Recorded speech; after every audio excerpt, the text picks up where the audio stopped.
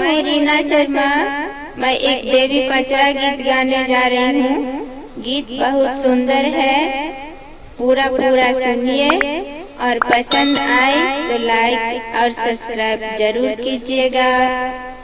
धन्यवाद। पनमा के पात पर सुतली देवी मैया आई गेलो।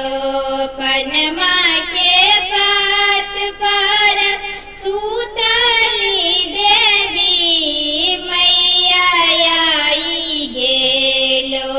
मैया के नींदिया निभोरा से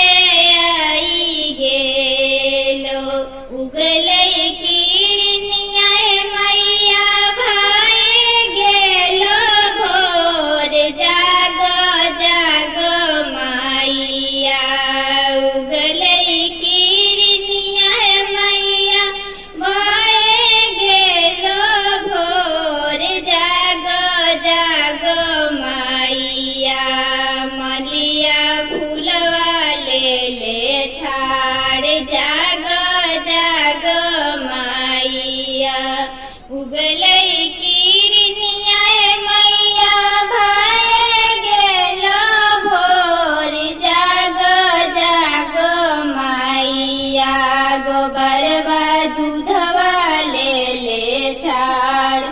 जागो जागो मैया गोबरवा दूधवा ले ठाड़। जागो जागो मैया उगलै किरनिया मैया भाई गेलो भोर। जागो जागो मैया सेवकवा छकवा ले ठाड़।